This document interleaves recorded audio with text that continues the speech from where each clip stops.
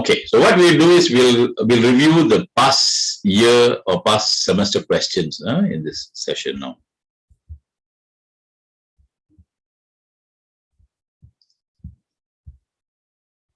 Let me set up a slideshow.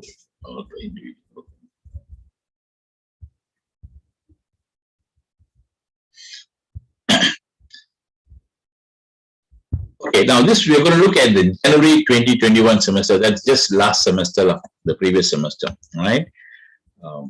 MIB. Okay, so these are the instructions.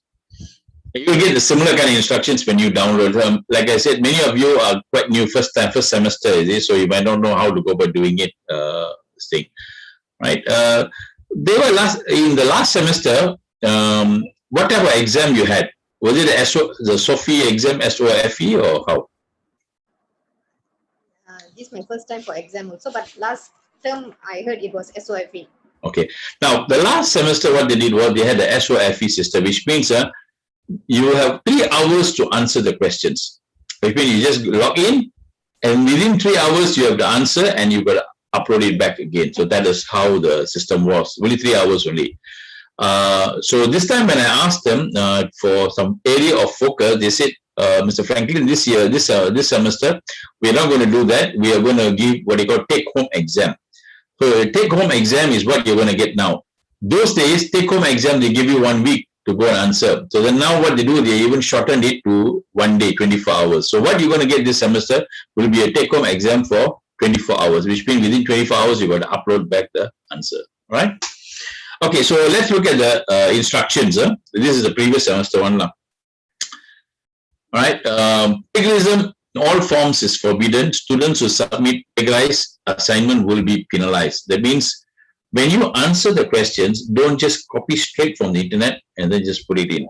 Okay, because that is going to be a problem. Because when you copy straight from the internet and put it in, everybody will know. All the examiner will know where you copied the answer from. Okay, so be very careful how you do that, right? So you can use information from the internet, but you modify it and use your own words. Okay, so please don't plagiarize, because once they see plagiarism, the answer they will say. And these examiners are very strict. Okay, not like me. I'm a bit what do you call this thing, but they are very strict on that. So please don't just copy and paste. Use your own words when you write. Okay. You have 1 week, so now you have only 24 hours to complete the lesson. Right? Submit the answers before what time and through the one. Your answers should not be more than 5 pages. Okay, which means overall, don't go more than 5 pages. Which means if you got 5 questions, each question should be only 1 page. All right, so don't go more than 5 pages. So please take note of that. Don't write too much in your answers. Okay. Okay, now begin writing your answers using Microsoft Word template given in the last page of the paper. Okay, so what you need to do is, at the end of the question paper, at the end, you will come up with something like this. Okay, where you write down, you answer your key in your student ID, your student name, your IC number, subject code, which is MIB603, subject name, international business, the program, MBA, date of submission, which is the date of you're submitting, that is on the 8th of August. And then the learning location is Ramban. So begin your answers in this page. That means your answer don't write in a separate page. You must write in the same page with the question paper that you download, right? Begin writing answer. Font is Arial or Times New Roman. Size is 11 or 12. Line spacing is 1.5. So this is what, so please follow the format that they have given. Okay. Now, when you copy and paste, what happens is sometimes when you copy and paste, there will be line inside there. A link, hyperlink will be there. Please remove the hyperlink. Do you understand what I'm saying? Sometimes you copy from the internet and you paste it on Word, you will have a blue line. The word will be blue, it will be underlined there. Have you seen that or not? Okay. So that's called a hyperlink, right? So if you are doing that, one look at it, the examiner will know that you buta copy from the internet, right? So what you do is you remove the hyperlink. You all know how to remove the hyperlink? You know, right? Okay, so remove the hyperlink so they don't see the thing there. And let the format be all, everywhere is the same, same format that you use. Okay, so let's look at this question, this last semester exam paper.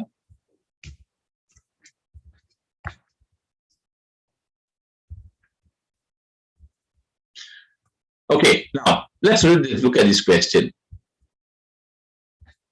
COVID-19 has adversely affected the volume and growth of international trade. Elaborate. Okay, so this is a very popular question. I'm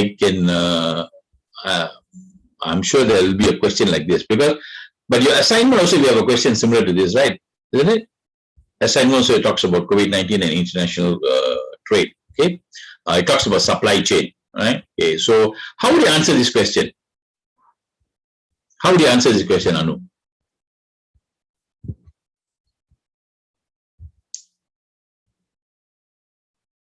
Unmute yourself, please.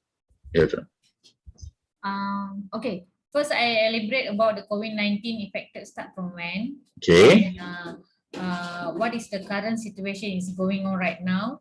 Okay. And affected volume and growth international trade. Okay, I start to talk about the international economy, international trade. What is the current situation going on right now and the status? All right.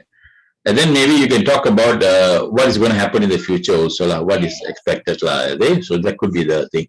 So it's got to be very concise. I mean, it's got to be, I think, there's only 2 pages. Answer only 2 questions. I don't know. Here they ask you to answer 2 questions. So you got 5 pages, so you can elaborate more on this. All right. Okay, so 20 marks. Now, what I would suggest is how to answer. Get information about how the volume of trade has been disrupted due to COVID-19. So give them some information about how actually, what is the volume of trade actually has been disrupted. Okay, so you can do this. For example, this is something that I got from World Economic Forum.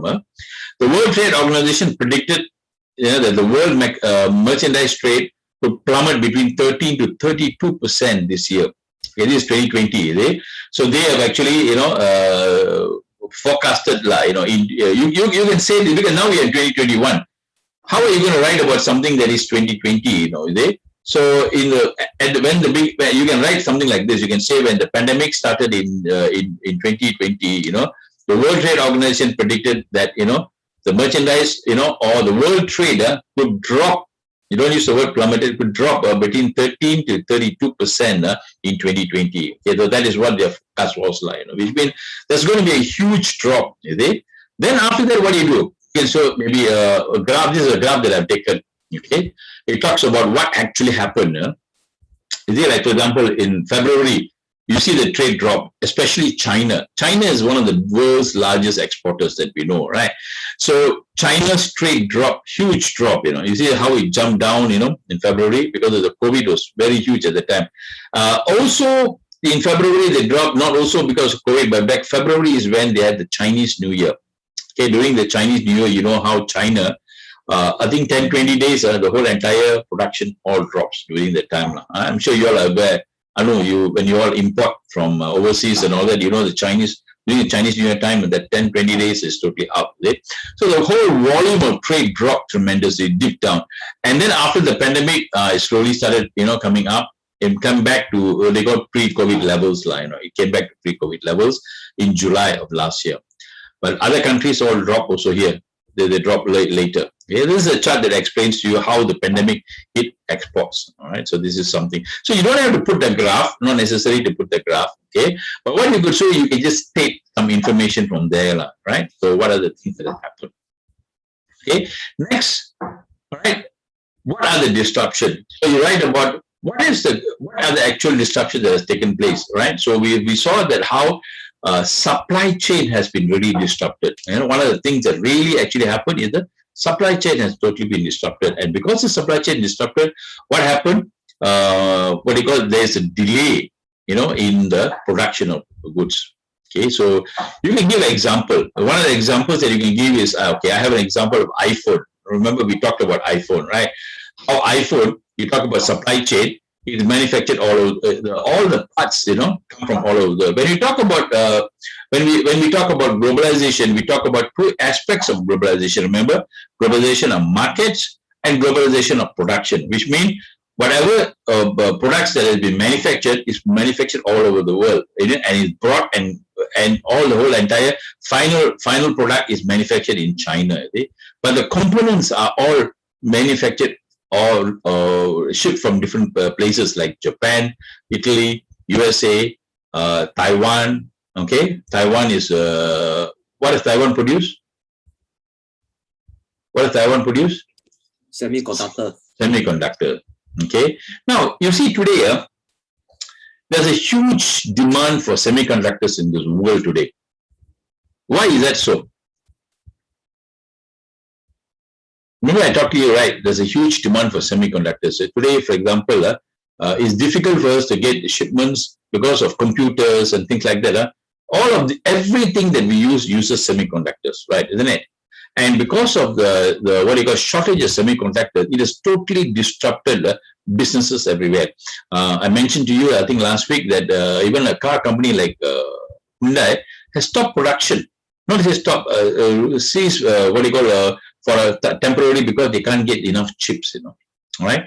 The reason is basically because there are actually only 3 major chip manufacturers in the world. 3 major chip manufacturers. Actually, I did some investigation to find out what actually happened. Why is it you can't get chips now? There are only 3 companies. One is Intel. Okay. Second is Samsung in Korea. Number 3, okay, and the most important is Taiwan. Okay, so Taiwan, there is a chip manufacturer. Okay, what's the name? I forgot the name. The chip manufacturer. Okay, now this is the biggest chip manufacturer in the world, and they are different from others. Why? Because you see, like Samsung basically makes memory chips only. They don't make logic chip. Logic chip means it's the chips that drive the information. For example, even in your car, when you press the indicator, okay, the light turns. That is driven by a chip. Okay, everything in your car has got a computer chip inside, a chip, because the chip will tell the indicator to on the light over there. You see? So you turn the thing, you turn. So these chips are very important. If these chips are not available, then you cannot manufacture the car. You see? And there's only one guy, who makes these chips in Thailand, but in Taiwan. Can you find out the name? What's the name of the company? Taiwan chip manufacturer. Does somebody Google this? They have AMD, Apple, Broadcom, Marvell. No. The biggest chip manufacturer. TSMC. Yes, TSMC. Yes, right. That's the name. TSMC is a very unique company, and they got a skill set which is nobody can copy. Okay, their technology is so high and their skill is so high that people cannot copy. So their chips that they manufacture are logic chips. So what has happened is actually because of the pandemic, they closed down, and they saw that the demand is going to be affected, and because of that, they scaled down their production. And when they scaled down the production, and when they opened back again, when all the economies opened, there was a surge in demand. And because of the surge in demand, they cannot keep up with the what they call demand. But there's a huge backlog. So normally, if they deliver in 1 month's time, now it's all come to 1 year time. So everybody has to stop production because why? No chips. Why computers are not shortage in the market? Because no chips. You see? Even like, for example, your copiers and all that will have problems also because why? Chips. All of them are running on this kind of logic chips. So TSMC, is a company that's so unique that nobody can copy them. So what China is trying to do is China is trying to develop their chip industry because that's the only thing they don't have. That's the only thing they got to buy from China. From Taiwan. And because of the embargo, remember I told you that Huawei and US were fighting. And they told that Huawei cannot import any chips. So a US company like Intel cannot sell chips to them. Neither can TSMC sell chips over to them. So they were stuck. They don't have the chips to manufacture their phones. So how are they going to do that? So that what China thought, okay, why don't we think of how to make our own chips? So they started some factories and all that to develop chips, but then they failed. Because these use special equipment and specialized knowledge skill you need. So China is actually failed in the chip manufacturing thing. So because still Taiwan is there. So what they did, they took over some of the staff. They gave them a huge incentive and asked them to transfer to China and to start the business. So maybe another 1 or 2 years time, China will have the capacity where it will be able to be producing these high-end chips. And when that time comes, what will happen is they will control everything because every country now is trying to become self-sufficient. Right? Remember globalization talk about interdependence. Why globalization started is basically because after the World War, countries wanted to stop fighting. And because of that, they say, why, if we can trade with each other, if this country is dependent on another country for its raw material, then they won't fight. So this is the reason or the rationale behind what they call globalization. And that's how globalization became very, what they call, rampant after the World War II. But now, China wants to be self-sufficient in everything. So they're trying to manufacture all the parts, so they don't have to depend on any other country. So this is what's happening in the global, in the scene, actually, what's happening now, right? So this is the biggest challenge now. Getting chips is the biggest challenge. Okay, so you can actually talk a little bit about that, about how it has affected the growth of international trade, right? And then give an example, like iPhone. I gave you an example of iPhone. You can give an example of a company, or you can even give an example like I told you about Taiwan, the chip manufacturer. Okay, read up a little bit about that because that's quite useful information of what's happening, right?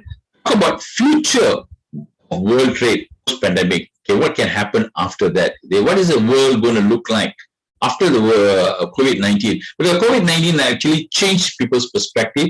It has changed the direction of businesses also. So what's going to happen? Okay, so that would be a very good touch there. So it means you're answering a little bit extra out from the question, is it? Not only what is affected, but what do you think is the future going to be? All right.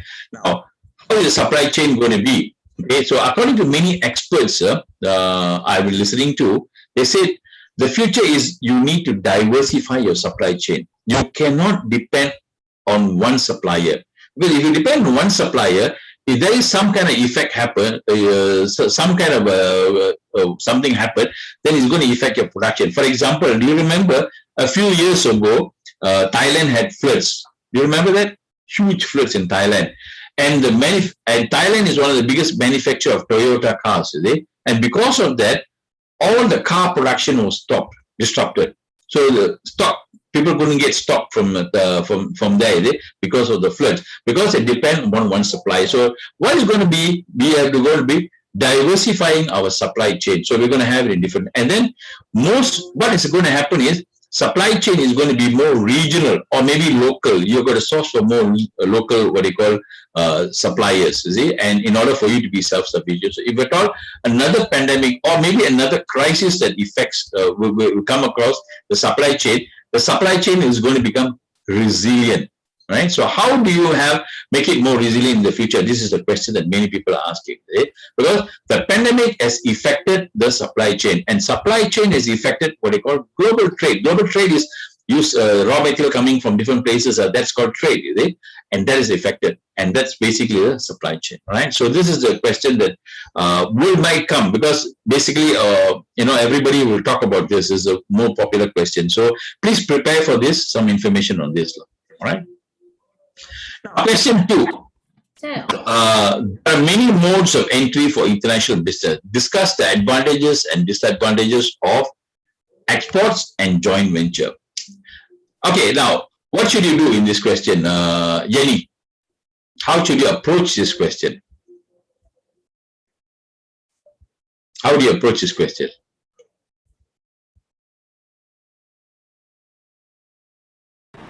Discuss on the cost between compare the cost to cost of entries between exports and joint ventures.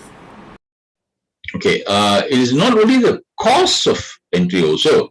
There are so many other factors to take into place, right? Remember now, so what you need to do is you must talk about, first of all, what are exports. So you will talk about exports and joint venture, okay? Now, when you write your answer, don't write in bullet point, please write it in an essay form. Okay, so it's so good, so easy to do a box, and put export, the adventure, then you do like that, is it? So that's not very professional for degree student or for diploma student can. But for you, you need to write your answer in the form of an essay. Every point you can put a new paragraph if you want to, all right? So answer the questions in that way. So, but for your convenience, I put it in this way. So look at exports and look at venture. So you can talk about several ways in which, companies can go international. Okay, one of the ways are exports and joint venture. Then you tell about exports and joint venture, both of them have their advantages and also their disadvantages. See? Then we will open up another paragraph and we talk about exports, right? So you can talk about export. Advantages of exports are basically, what does export mean? Export means, you define export is exporting your product from one country to another country. Okay. Now, advantage is basically, it is the cheapest alternative to significantly expand your market. It's the first step, normally what people do. If you want to expand your market overseas, it is the cheapest alternative. Okay. And advantages, exports can greater production, can lead to greater production, can lead to larger economy of scale. Remember, we spoke about this word economies of scale. Do you remember? What is the meaning of economy of scale? Anybody can? Shelby, what do you mean by economy of scale? You don't remember? Dennis? No. Forgot. Forgot. Dennis? Okay. Use words like this when you're answering. So when you use words like this, like economies of scale, that means the examiner knows that, oh, okay, you're applying, you learn something, right? Economies of scale means what, Remember I explained to you last week. Economies of scale means if you produce more, the cost per unit drops. Do you agree with me or not?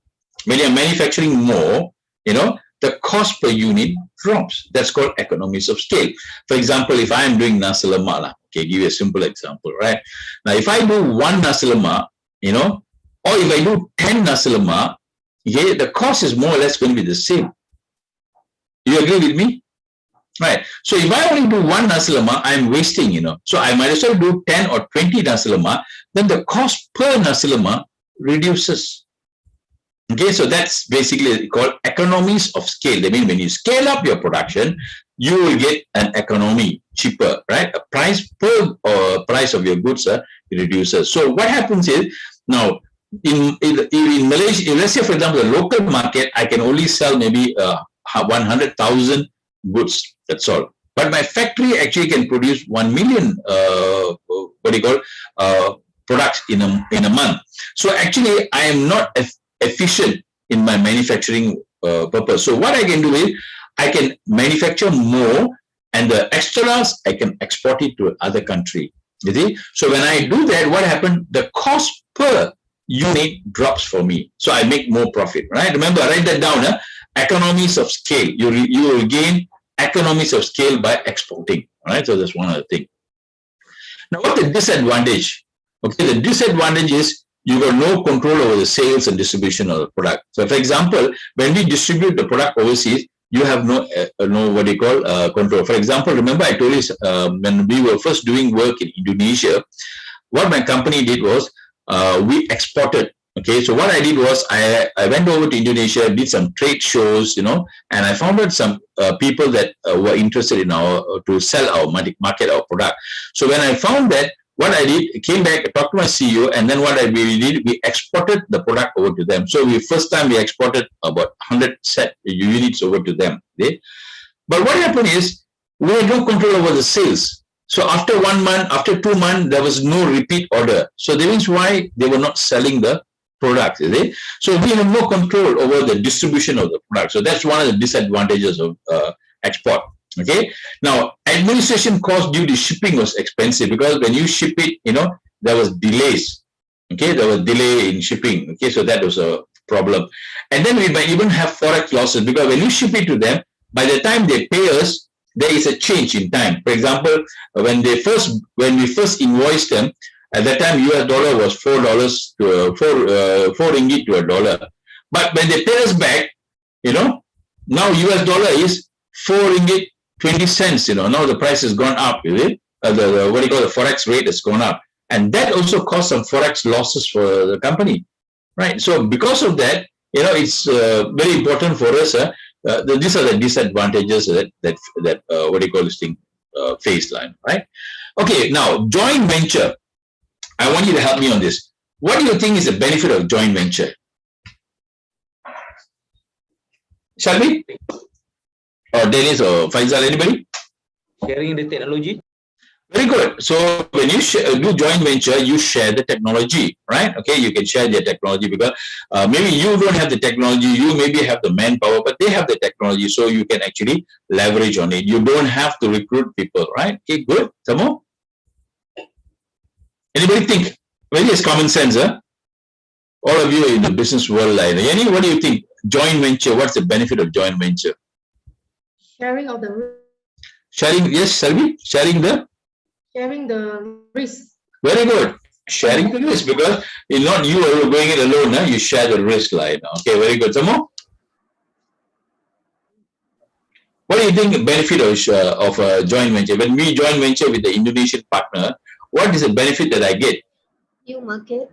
Yes, they get a new market and also they know the lay of the land. That means they know how the customer is.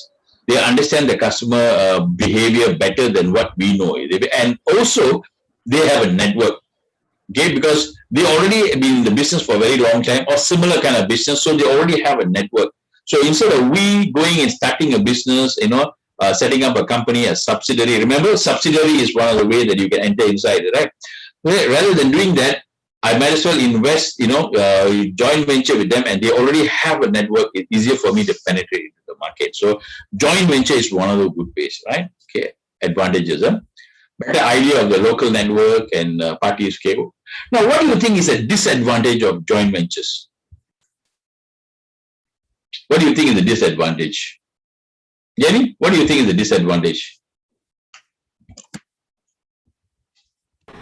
The control, I mean, we lack of control on the local market. That means we too dependent on our partner. Yes, very good. Okay, so you become too dependent on your partner, because why? We think that he knows everything. And then the sales don't pick up some problem. We don't know how to do. We don't have control over the city. We lose control, right? Very good. Then some more? Anu? Clash the cultures. Yes, clash of the culture. Very good, right? Our culture will be different from their culture. So that will be a big problem, okay, in achieving the goals. Remember, when we study strategic management, you'll know that culture plays a very important role in any organization for any strategy. Okay, if the culture is wrong, it cannot adapt to the strategy. All right, so these are the thing. Lack of communication. Okay, so this is one of the problems we have because language problems in one country to another country. You're communicating something else, they are communicating something else. Objectives, work culture. Okay, so these are the areas that are disadvantage. So basically, a lot of this is common sense for you, and you have been in the business line. So you write it in your own words, but you can go to the internet, get some information, and then you can write that down. All right. Okay. So that's good. And it's good if you can give some examples, I would like that, so what joint ventures that did not work, if you put in that, then I know that you're going a bit deeper. Talk about some joint venture that has been successful. All right. Talk about another joint venture that has not worked, and failed. Okay. And that will give you a more additional, what you call, advantage when you're talking about disadvantage, work culture. How is it that the disadvantage was there because of differences in work culture, right? So that could be one of the things, right? Sir, yeah. This kind of a point can be elaborate in the table form? I would suggest don't use table because some examiners don't like to see tables in the answer. Okay, so we don't know what type of people they are, some are okay with the tables and all that. For me, I'm all right with the table, but in general, try not to use tables. So what you do is you can say, there are several ways in which companies can, go into the international market, right? Two of these are what they call export and joint venture, right? Okay, both of them have advantages and disadvantages. Okay, then next paragraph we talk about join in export. In an export environment, okay, advantages of the export strategy, would be just write about that, right? Then you talk about disadvantage. But there are several disadvantages. The disadvantage of export include you will have no control over the sales and distribution of the product. Okay. Moreover, you will achieve more cost during the shipping, and you may even cause forex losses. All right. So you write that in the paragraph. Then next one, another strategy for entering into the international market. is another popular one is joint ventures. Okay? And joint venture has its advantage and disadvantages too. Then you talk about what are the advantages and disadvantages. So all this in an essay form. Okay, make sure it's in 1 page or 2 pages lah. I don't know how long, how many questions you have. You adjust it such a way that it's less than 5 pages. So, okay, is that clear? This question? All right, I think this is quite straightforward line. Okay, now strategic alliances and networking helps to enhance the business competitiveness of a firm. Please discuss how and why it happens. Okay, strategic alliance and networking.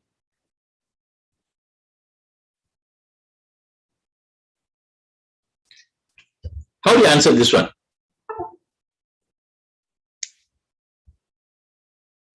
How do you answer this?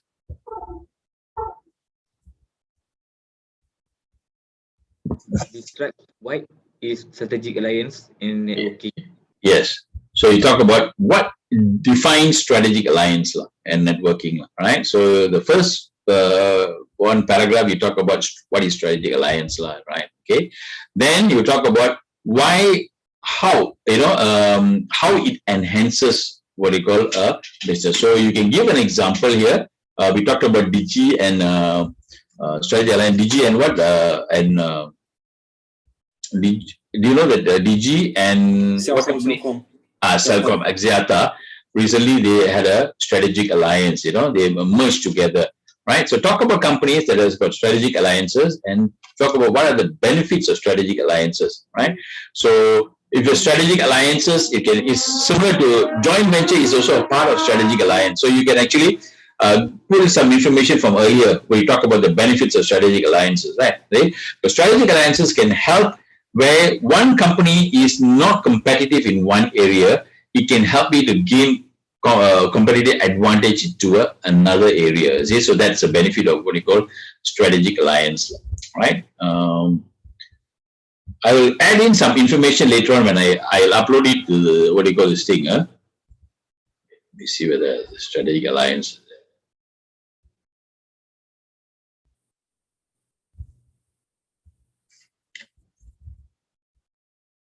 I'll keep you some.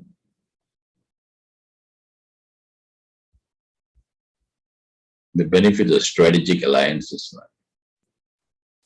Okay, like this one, you look at this one. Okay, there are different types of strategic alliances you have. You have joint venture is one, mutual service consortia. Partnership of similar companies in similar industry who pool their resources to gain a benefit that is too expensive to develop alone, such as access to advanced technology. Like for example, now you talk about 5G. 5G is a very expensive technology. Now, one of the reasons why these two people have joined together, Axiata and what's his name, DG have joined together, is so that they can jointly develop the 5G technology, right? And so that both of it don't have to go and do it on their own. You spend the money, you spend the money. It's a waste because both of them are in the same industry, same business. So you can actually work that out. So that can actually help in strategic alliances. Okay, so now what is the reason for strategic alliances? You can talk about, you can reduce political risk, you can reduce financial risk, you can ensure competitive advantage. Competitive advantage means, for example, if two groups, two of them are joined together, then you are more competitive compared to your competitor, right? So because you have a wider base and you have a wider network, okay? So that's one of the things that can help you with it. Capabilities, you join your capability. Now, what is the difference between a resource and a capability? Resource, firms should have both, They should have a resource. You also should have capability. Resource means, is like, what is the resource of a company? Give me an example of resource. Anu, what is the resource of a company? Huh? Capital. I can't hear you. Sir. Capital. Okay, capital is a resource. Very good. Someone, what else? Manpower. Manpower is a resource. Someone? Raw material. Raw materials. Okay, so you have all this is all your resources that you have. But if you do not know how to use your resources, it's of no use. For example, if I have a piece of land, okay, and this piece of land is a resource for me because it's asset for me. But if I just leave it like that, it's of no use. So if I have a capability, I can use a piece of land. Either I can plant some some crops, and I can make money. Or I can build a building, maybe a condominium in that piece of land, and I can make money. Okay, so that's called capability. So if I don't have the skill, what I do, I bring in somebody who's got the capability. I'll call Dennis, who's very good in what they call production. Maybe he will come in, and he will start off developing that. Now that is called capability. So resource and capability. So organization should have resource and capability. So sometimes some organization, they have what they call resources, but they don't have the capability. So what they do, they engage or they have partnership or strategic alliances with another company which has got the capability, but they don't have the resources, right? So they join together and then they become very competitive. So this is what they do. Remember two things, resource and capabilities are the two things, right? Access to specific market, and that's another reason why companies, what they call, have strategic alliances, because when you have strategic alliance, you get access to different markets altogether. For example, some countries, they want to enter into the Middle East. So if you want to enter the Middle East, you merge or you join together with another company, and that is what brings you into that particular market, right? So that's what they call one of the ways that you can enter into the market is strategic alliances. Okay, let's go back again to this one. Just now, were you able to see my slide? No. Were you? Reasons for strategic alliance. Can you see that? No. Yes, yes. Yes, can. You can see, yeah? Okay, good. All right. Yes. Because sometimes I don't know whether what is being showed. Okay, so this question is okay. You can answer this question of strategic alliances. Okay, next question. Cultural differences are very common in international business. Okay, how would you respond to cultural differences in matters of dealing in marketing of your products? Okay, now how do you answer this question? Nazri? Are you there, Nazri? Yes, sir. Okay, how do you answer this question? Cultural differences. First, we have to elaborate, give the introduction about the culture, and then give some difference, the different each culture we practice in the business. Okay. Okay, first part is okay, good. You talk about what is culture and how, different countries have got different culture, all right? You can talk about companies of organizations need to be very aware about the differences in culture, right? And they will affect the business environment, right? Next, you talk about what? What are they asking you to talk about? Are they asking about every part of the business? The marketing. Yes. They're talking about marketing. Now, it's very important that you need to understand the question, okay? Very important, because if you understand it wrongly, then you will actually go somewhere else. Now, exam questions are actually very confusing sometimes. And they purposely make it such a way so for master students, you're able to think. Remember, I told you important is thinking, right? Some questions, you don't even know what are they trying to ask you. It is very important. So finding out what is the question here is very important. So what they're telling you is, how will cultural differences matter in dealing with marketing of your product? What you need to do. Okay? Remember, when you talk about marketing, you talk about what? First thing you talk about marketing, you talk about what? The wordings, the advertisings. Okay, all right. Normally you talk about the 4 P's, right? When you talk about marketing, always talk about the 4 P's. All right.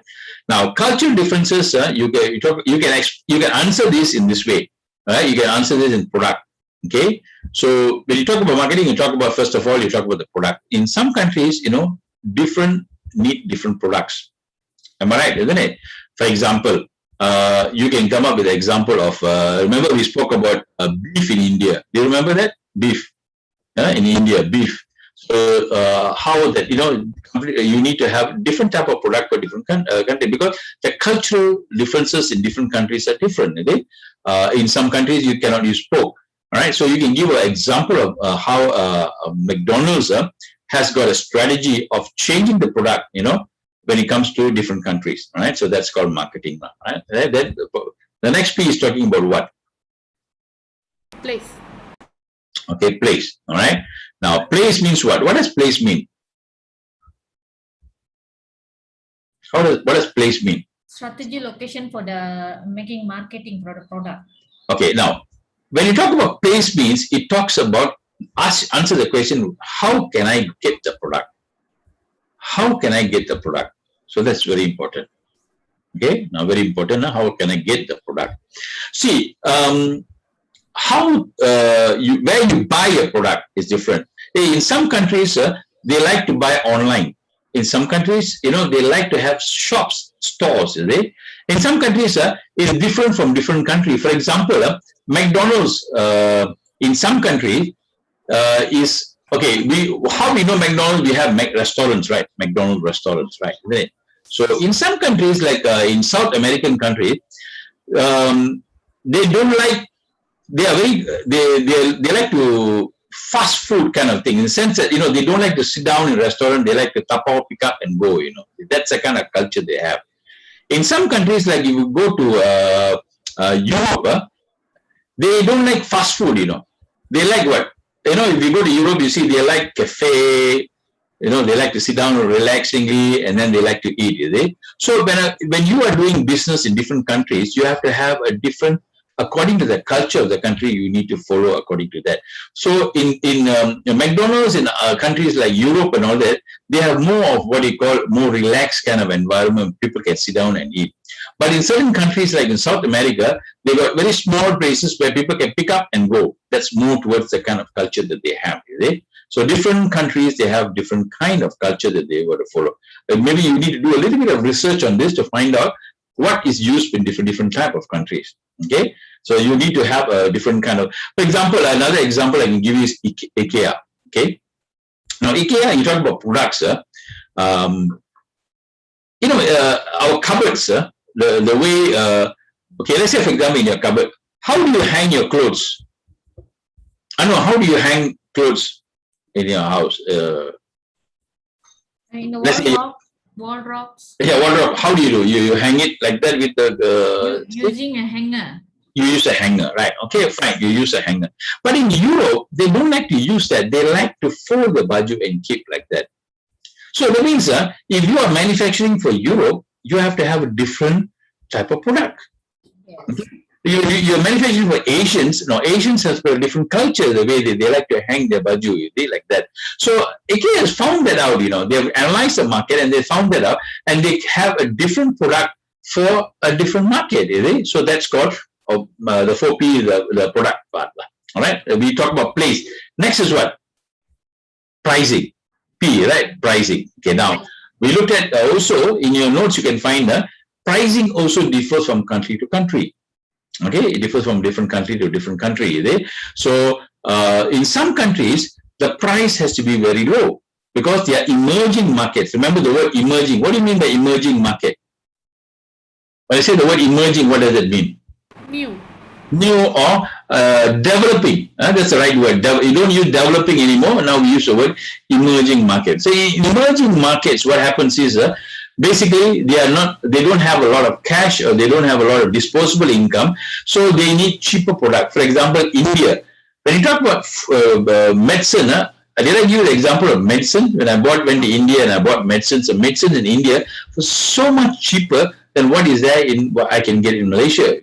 So pricing of products also changes according to the certain culture. So there you're talking about demographics already. You talk about a different country, they got different kind of a thing. So how you market your product is different there in that particular thing. All right. Then finally comes to promotion. Right. Remember, we saw how you need to promote your product in different things. Now, when you talk about promotion, you talk about language. Okay. Language. You also can talk about language promotion. For example, advertisements. Okay. In some countries, advertisements are targeted to different category of people. We saw the example of McDonald's in your class last week, right? Remember, McDonald's have a different advertisement for different countries. Especially remember we saw in where was it? Taiwan. Taiwan is targeted towards whom? I think we saw 3 countries: Taiwan, Saudi Arabia. We talk about Saudi Arabia. In Saudi Arabia, how do they target the advertisement to? family. They talk about this in the family, the respect of that. This is what they talk about, right? But in Taiwan, they are not more into that. Their ads are more towards younger people, okay? And they can talk about issues, something like gay and stuff like that, which for us is we cannot, So different cultures have different. So the advertisements also change. And then we also saw about how in Saudi Arabia, all the advertisements you need to have fully. They should have the what do you call that? The ladies should be all fully covered. So tudung, so it should be covered. So the advertisements have to have that kind of thing. So we saw how example of L'Oreal, when they want to come up with the competition, they have to be more creative when they did that. So I give an example of that, right? Okay, that goes can be there, So these are all examples that you can use. Language, for example, one country, one language will affect another thing. For example, in fact, there's another video that you can watch in the slides that I've given you, how language plays a very important role. For example, when, what was that? Some countries, when you talk about Pajero, okay, I can give you an example of the word Pajero, the Mitsubishi Pajero, right? Okay, quite a famous, what they call four-wheel drive. When they launched Pajero in Spain, it was not very successful, So they were actually quite surprised. Why is it that Pajero is not very successful? In other countries, it's quite successful.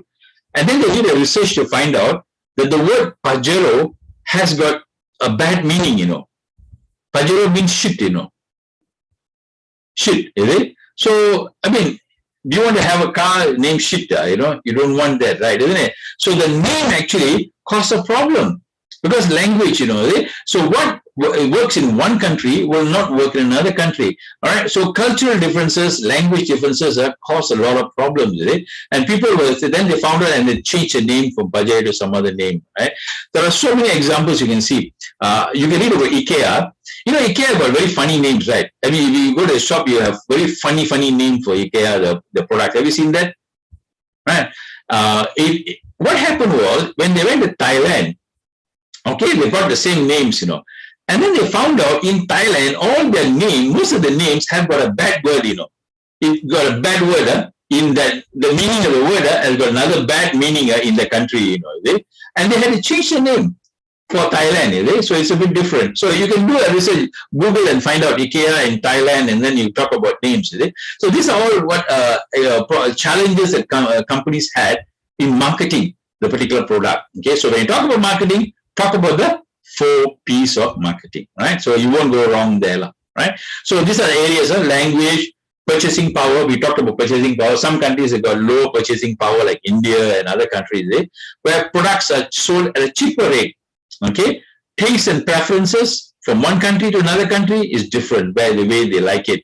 Demographics, okay, advertisement targeted to children in some countries, some are to adults, some are to families. Religion, plays a very important role. Okay, we talked about how Saudi Arabia, how you have to do advertisement. So these are the areas that how you explain this. Is that clear, guys?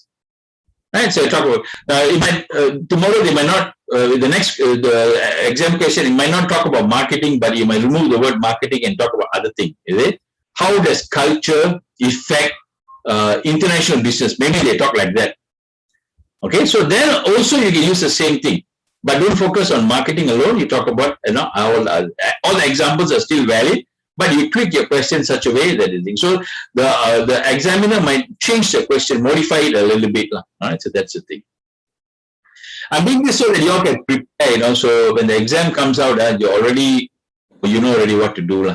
You don't have to at that time because you only got 24 hours, and then you got to go and search, and by the time you also pening kepala, right? So at least you prepare already, you know what's happening. Okay, let's look at the September 2020. September 2020, yeah. In September 2020 semester, let's look at the questions that we have. Okay. Okay, a similar kind of thing. Now, COVID-19 is likely to impact. Now, in September, they say likely to impact. Recently, they say what? Already impacted, right? Okay, so COVID-19 is likely to impact the volume and direction of international trade in a big way. Elaborate. Again, the same question. Okay, so I suggest you come up with some information about this, because it looks like this question is going to be there forever lah. Because ultimately everybody is going to talk about that. And the problem is, the person who did your assignment and the person who do your exam are two different people. Okay, so the examiner don't know what is there in your assignment, so he will repeat the same questions. I think this is going to come because this question is already there in your assignment. So, so if you've done your assignment, this is quite easy for you to do. All right, it's the same question, but put it in a different way. Volume and direction of international trade. We have already covered this in the previous thing. Okay, next question. Briefly discuss the various trade theories of international trade. Do you think these adequately explain the patterns of trade at the country level? Example, export of electrical and electronic goods from Malaysia. I think this is also another question in your assignment, right? Okay, so if this comes, then it's easy for you lah. Okay, now how will you answer this? How would you answer this, Deva? How would you answer this one? What are the steps lah? I mean, first thing, what do you talk about? Explain about the theories of the international trade. Okay, first you got to talk about the theories. Now, briefly, which means don't spend a lot of time discussing about that lah. So, briefly give an idea of international trade. Okay, remember international trade. What are the different theories? Classic of the country and modern of the friends. Okay, there are two types: classic and modern theories lah. So, what are the classic theories? Anybody remember? Mercantilism. Mercantilism, yes. Abuse, advantage. Theory of absolute advantage, then? Comparative advantage. Theory of comparative advantage.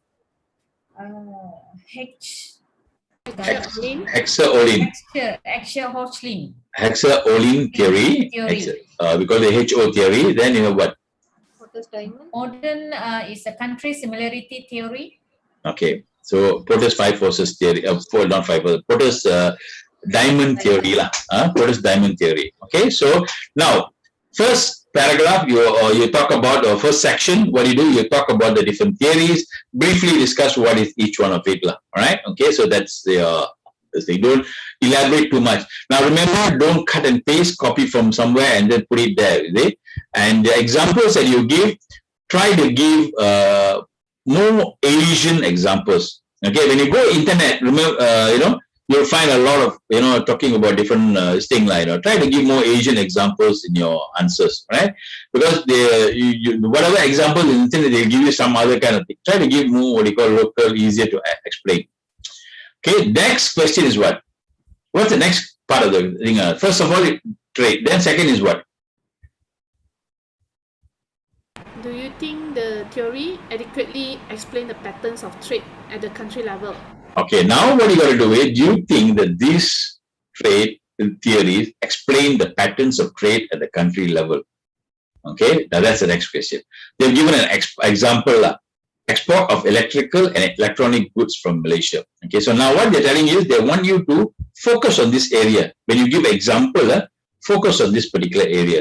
Now what you do, you have to explain whether these theories, explain Malaysia exporting electronic goods or not. You got to look at it.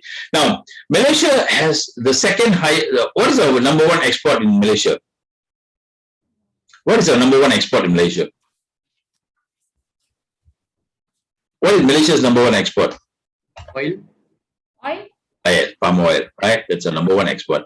Our number two is what? E&E. Yes. Electronic and electrical equipment is one of our second export from Malaysia. So that is very important. One of the important, sectors of our, economy. A very important sector. All right. But again, this is also not a very good sector, because why? Factories can just move like that. Tomorrow they can just move to Vietnam and that's it. You're gone. You lose your competitive advantage. You see? So this can happen. Remember, globalization is all about countries trying to look at the factors of production. Remember the 4 factors of production, right? Labor, land, and all that. Where can I get cheaper? That is what companies are looking at. If I can get it cheaper somewhere else, and all these factors I get cheaper, I'd move to another country. So this is what actually looks at it.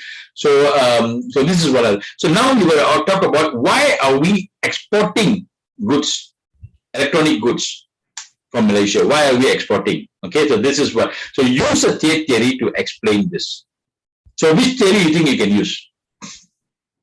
Which theory you can use? Diamond. Yeah, you can talk about Porter's diamond. All right, you can use Porter's diamond. All right.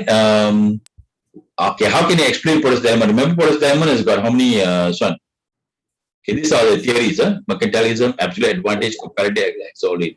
Right. Okay, so how can you use Porter's diamond to explain? Use the factors and demands. Okay, so you will look at the factors, all right? So you explain and say, yes, we can say like, we can use the Porter's diamond theory to explain why Malaysia exports electronic goods. Right? Number one, you talk about the demand. Okay, there is a demand, local demand, and there's also a international demand for electronic goods. Right? So like, find out what are we manufacturing more. Is it, are we exporting TVs? What are we exporting? They find out what is Malaysia exporting. So there's a local demand and there is also an international demand for that, right? Next is what? The related industry supporting. Okay, so now we'll talk about, do we have related industries supporting this or not? Okay, and that's very important. You find out whether you have related supporting this. Okay, that's a very good picture. Okay, here is Porter's diamond picture. I like this design, very good. You know why? Because it talks about understanding it. First of all, the four important things: factor condition, demand condition. All right, factor means why? We have a lot of labor. Okay, Malaysia, we have a lot of cheaper labor. All right, in the factory, if we don't have labor, what we do? We import labor from some other like Bangladesh and all that. So this is what we're doing, like, all right. Which is not good actually, because we are depending more on foreign labor, right? So factor condition. We have land, okay. We also have access to capital, right? All these are factors. Access to capital is easy to get loans and all that. So this is also one of the things that really helps, right? Demand. There's a local demand and the international demand for electronic goods, right? Now there are rivalry. Are there a lot of companies? Yes, there are a lot of companies that are manufacturing here. You have Sony, you've got so many other countries that are manufacturing that. Okay, so that's also one of the things that really helps, right? And then finally, you have related and supporting industries. Now, do you have related supporting industries? Electronic goods, for example, you can talk about what are the related, industries that are there. Okay, so you talk about TV manufacturing. What are we manufacturing? TV manufacturing. Okay, what do we have? What are the different type of industries that are supporting that? Is it? We can talk about transportation. Okay, we have ports, for shipping. If you have very good industry, but you cannot ship it out, also it's no use, is it? So we got so all these things you explain, right? And then on top of it, you have two things, chance and government. Chance and government is not part of this four bottom, is it? But at the top there. What does it mean? What does it mean? It means that it influences them.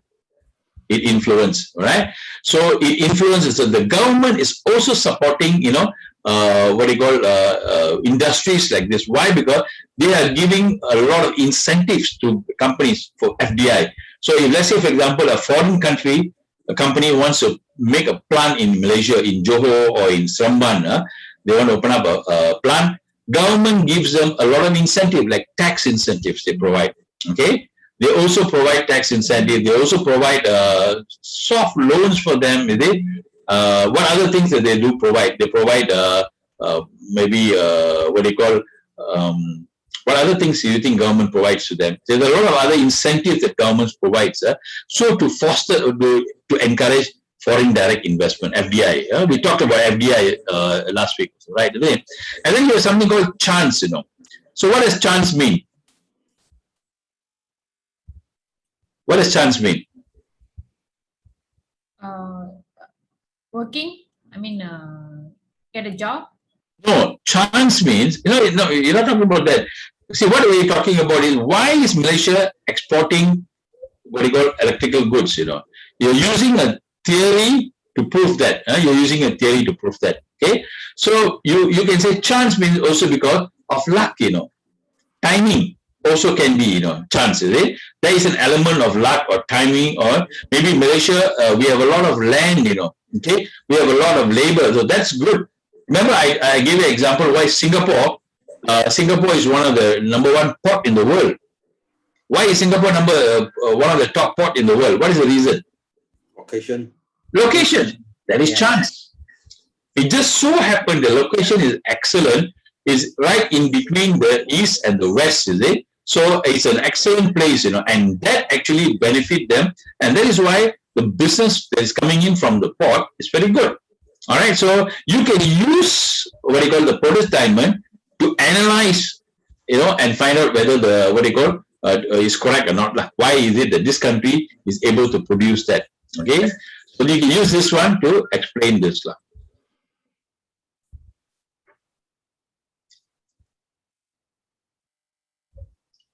Okay, is that clear? All right. Yeah. The theory of international trade show will come on.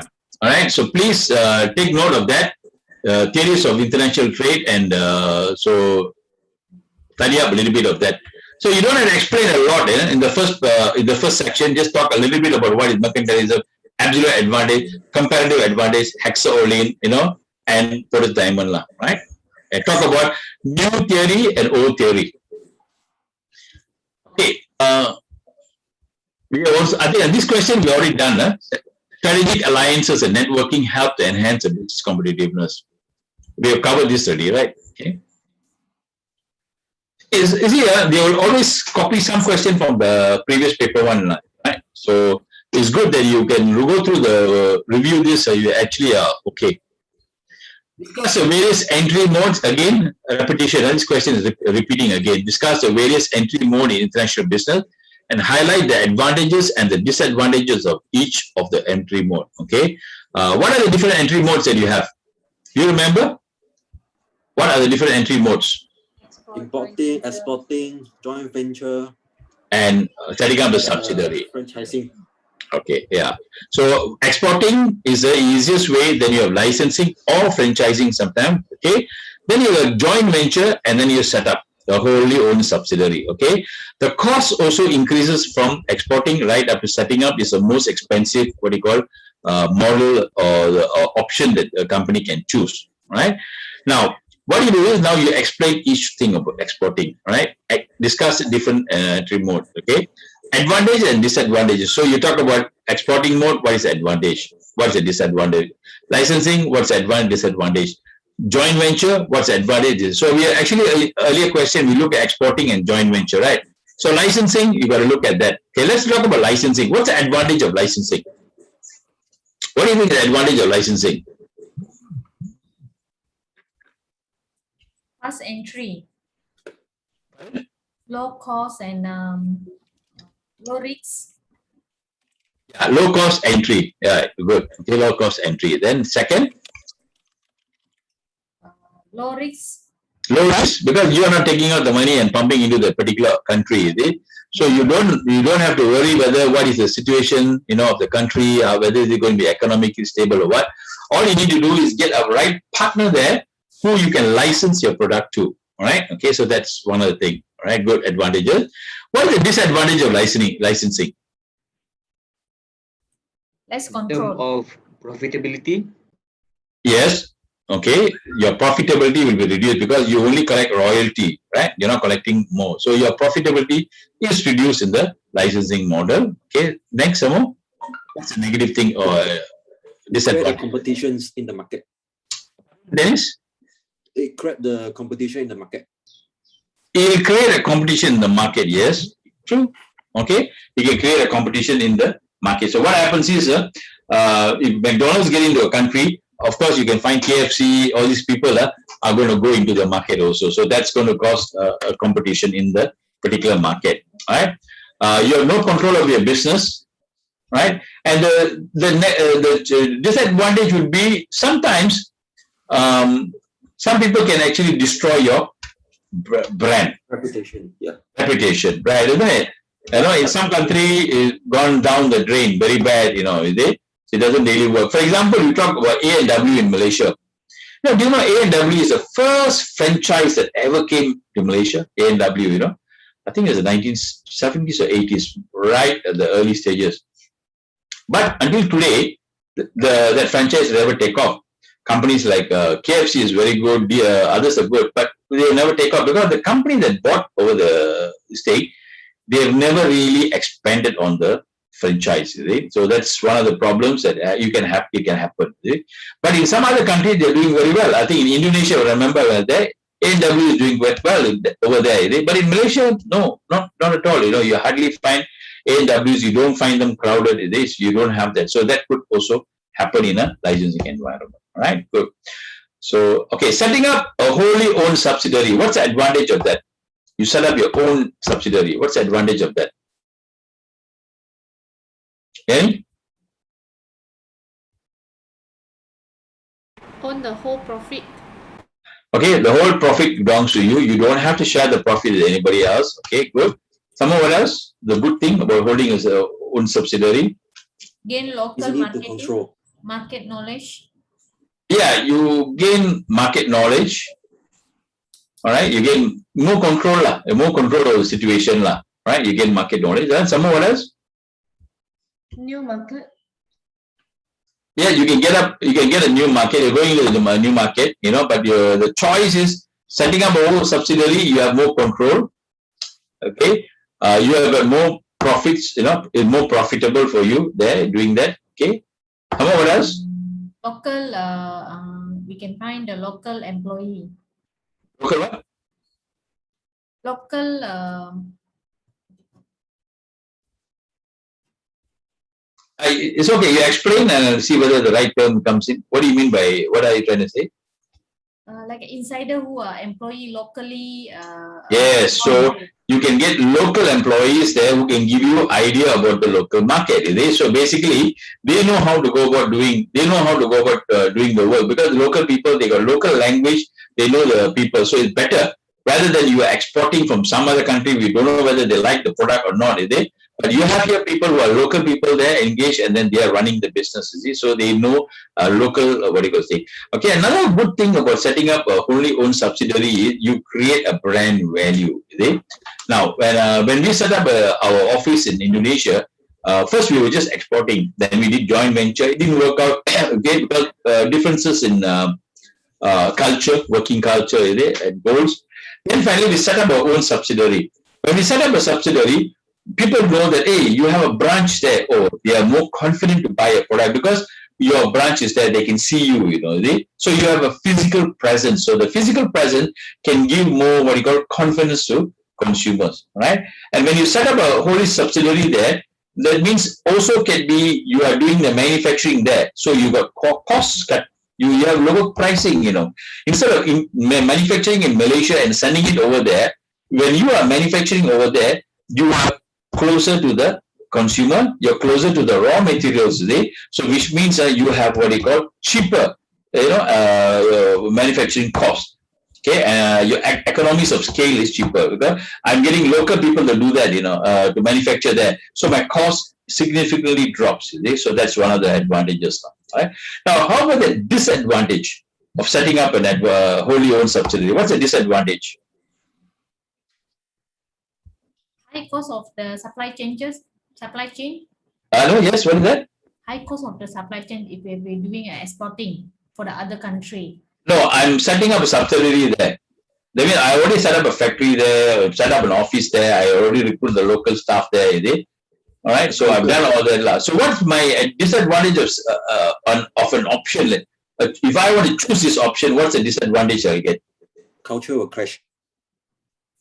Clash of cultures, yeah, okay, all right. Clash of cultures.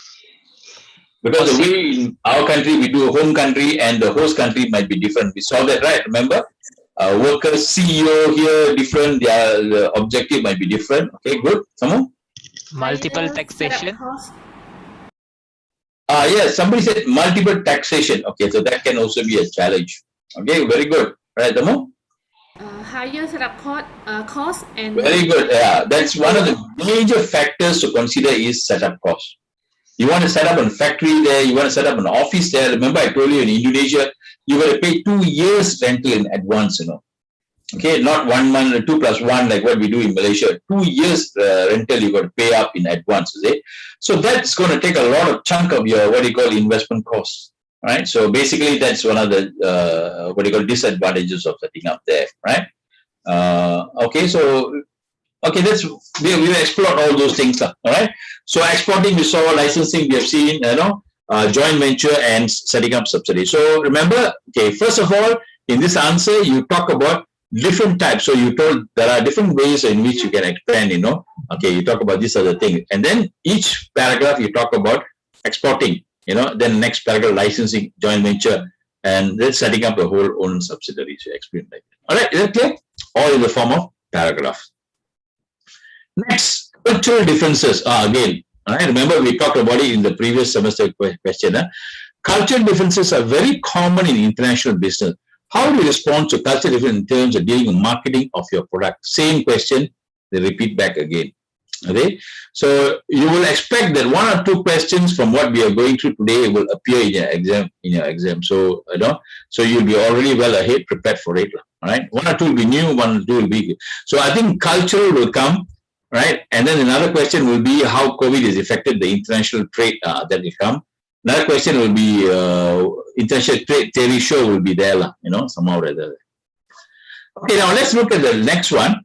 January 2020. All right, so this is the beginning. This is before COVID actually, right? COVID really hit us only in March, right? So in January 2020 semester, when we were teaching this subject, I think I was teaching international business also.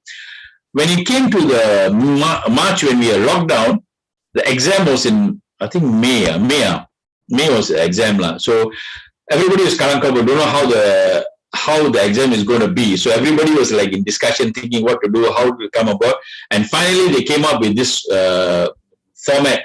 So it's going to be a extended, they call it extended assignment.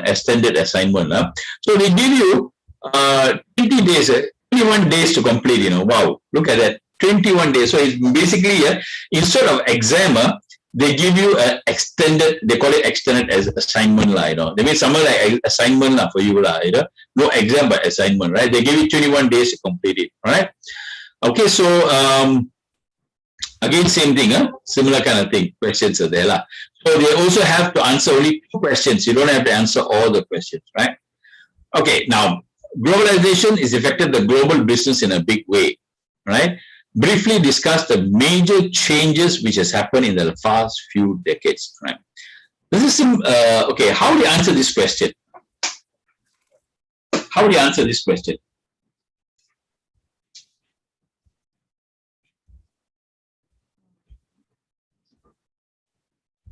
What is globalization? Okay, good. You can start out with a very good definition of what is globalization. Okay, you can talk about globalization, right? So you can talk about, okay, what is globalization?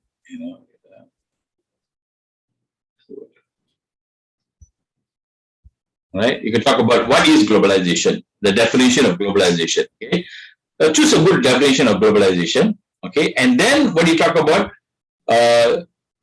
major changes that have happened, what's the next one you can talk about? Okay, next you talk about what? Just about what is happening right now for the COVID-19 infection. No, don't talk about COVID. Here they haven't talked. The question doesn't talk about COVID-19 here, is it? Here is different, Now he's talking about this pre-COVID. Okay, he's talking about globalization has affected the business, right, in a big way. Now today, a lot of companies are interconnected. Okay. So when you talk about globalization, how is it discussed the major changes that happened in the last few decades, right? Because last few decades, globalization has picked up steam, and most of the companies so what has actually happened is the global supply chain has changed. Now you talk about supply chain has become more global. So companies, organizations, instead of sourcing the goods locally, they are sourcing it from overseas. Last time we were getting our product from Malaysia, but now we found that, hey, might as well I buy from China, which is cheaper. So we are sourcing all the way from China, and then when we assemble our product, we get the components from China rather than getting it from local. So this is what has happened. And then you have what you call a global supply chain is started. So you can talk about two aspects of globalization. Okay, what is before that? What you do? You talk about what caused globalization. Why is it that the last 2 decades globalization has increased? Why? Because one of the things is lowering of trade barriers. So trade barriers, which mean tariffs, tax between import and export from countries has become lower. So now it is cheaper for me to import from overseas rather than get it locally. Last time we'd rather buy from local because cheaper rather than buy from overseas is more expensive, right? Isn't it? People don't like overseas thing because overseas import is expensive. But now because tariffs have been lowered, things are cheaper now actually overseas than local, is it? For example, for example, if you buy overseas product, it's cheaper than local product, you know. When I went to New Zealand, I found that local, you know, in New Zealand apples is cheap here, right? You buy it, it's cheap. But over there in New Zealand, it's very expensive, you know, local apple. But imported apples are cheaper. Really? Why? Because they found that because of tariffs have been lowered, it's cheaper for them to import it from overseas. So that caused globalization. So more and more what they call interconnected. Then improved communication through the internet. Because of the rise of the internet, now it's easier for us to communicate through emails, you know, and through mobile transport phones. You know, it's easier to communicate, and that is actually, you know, speeding up globalization and improved transportation. Okay, transportation because of innovation in transportation is actually what you call improve what you call transportation. Do you know? Actually, the container. They say the container is actually one of the most innovation of the century. You know why? Because before containers came about, you know how the people ship barang from one country to another country. When they ship it in big bags. Or put it on bag, you know, and it's so messy, you know, and sometimes the things get spoiled, and then one guy, actually, you can look this up in the internet, you know, one guy actually came up with the innovative idea of making a container. And after containers came about, shipping become more easy.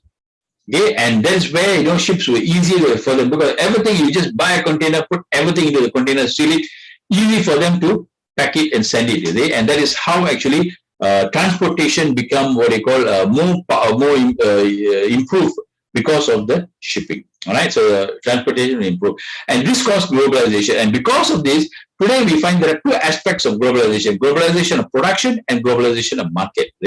Globalization of production is basically sourcing of goods and from all over the world. You're talking about a global supply chain has developed because of globalization of production. And then you got globalization of markets. The whole world is merging into one single market, right? So, for example, countries like McDonald's, you know, have branches in so many countries. Like Starbucks has got branches in about 100 over countries in the world, So, because of globalization of markets, right? So, its products are sold over it. So, you talk about these two things: what caused globalization and aspects of globalization. Okay, so we clearly discuss this all discussion of what happened in the last 20 years, in the last few decades.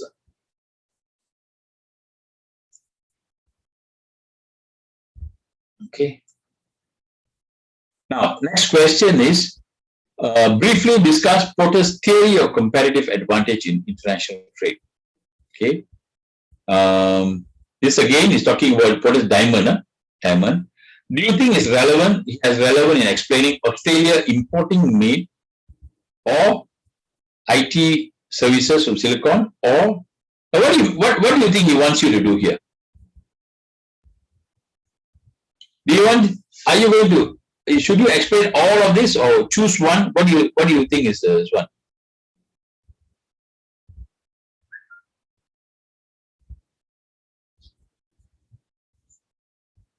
How do you understand this question? Choose one of the example and give the reason. Okay, you choose one of the example, either Australia exporting meat, or IT goods and services from Silicon Valley, or export of electrical component from Malaysia. Give your reason. So you can choose either one. I think maybe you just choose one. You can't explain all of that, right? Isn't it? So I think what you do, I think your answer could be choosing one line. That's a problem. Sometimes it's so not very clear. We don't know what they really want, whether they want us to choose one or whether they want us to, give all, is it? So use Porter's diamond, and you can explain the export of electrical item like what we talk about from Malaysia. Or you can use, a good example will be IT and goods and services from Silicon Valley. Okay, Silicon Valley, or Australia exporting meat. Either one of it will be a good example, right? Okay, so you talk about these 4 things. Factor, condition, firm, related, supporting industry, and demand. Now, Porter's diamond is very useful for you. Definitely, it looks like it's going to be a question line, all right? So please read up about that and think of how you can answer that, all right? Already think, actually what you could do is prepare answers for these questions, So when next week when it comes, easier for you, just copy and paste all the answers, easier, Otherwise, you will be 24 hours, you'll be putting kapala, Suddenly, within 24 hours, you got something to do, or what are you, don't know how you want to finish it off, right? Isn't it? Okay. So, I have one student doing exam, suddenly the pipe burst in the house, So, kalang kabut, running around, how to do the exam, You only got 24 hours to do it, right? So, prepare earlier some of the questions, maybe you do the ranker, just copy and paste and keep it and then try to sing it. So when the exact question comes, wow, you just, you can sing it live, right? Okay, now, again, a similar question. Discuss the various modes of entry into international business. Under which condition will you favor? This is a slightly different kind of a thing. Under which condition will you favor wholly owned subsidiary as opposed to joint venture in your firm? This is a different question. How do you answer this question? Describe the entry modes first. Good. The first part of it, talk about the entry mode. This 20 marks, So remember the first 10 marks, you talk about the different entry mode, the one that we already discussed already, right? Export and all the different entry modes in international business. Okay. Now the second question, under what condition will you favor a wholly owned subsidiary as opposed to joint venture for your firm? Now you don't have to answer 1 or 2. You just answer and then you can explain why you choose that. When will you choose a wholly owned subsidiary as opposed to joint venture? That means we need to use an example of the firm. Then we discuss about it, right? No. Yes, you can give an example, but the question is tell you under what situation you will choose a wholly owned subsidiary rather than a joint venture. Yes, we talk about the advantage, right? Subsidiary.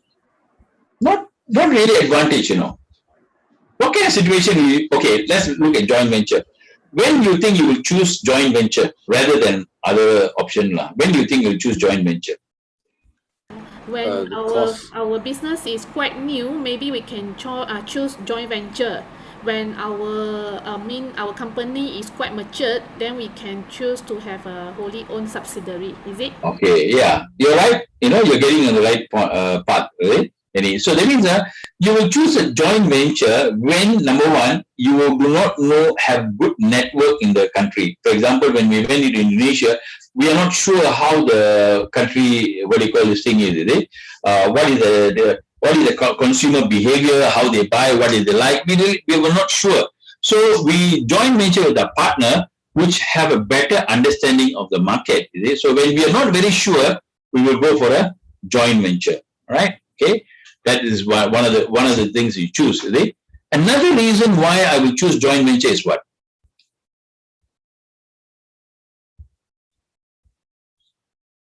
I don't have enough fund to own a wholly owned subsidiary. Very good. Yeah, true. When I don't have all the resources to start a own subsidiary, so I will go for a joint venture, right? That means I don't have the money. And the third one is you can tell that when I will choose a joint venture is in a scenario where I don't have skills on a certain area, which means I have the resources, but I don't have the capabilities. I don't have the capability. So my partner has the capabilities. So then I will go into a joint venture. Okay, for example, I give an example. I got land, but I don't know how to develop the land. So I venture with somebody like Dennis, who's got skill on building land, but he doesn't have land. So we go on a joint venture, and I am able to have a competitive advantage over other customers, other company. Right?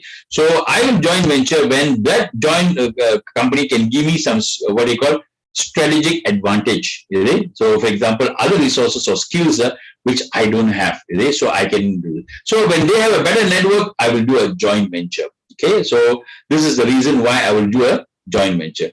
When will I go into wholly owned subsidiary? When will I choose wholly owned subsidiary?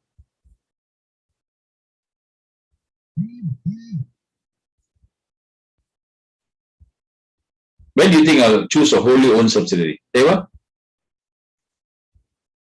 Rather than joint venture, I just go in all that. When you have sufficient resources. Yeah, I have sufficient resources, all right, and I have a good network in the land, and I know that I can have better savings.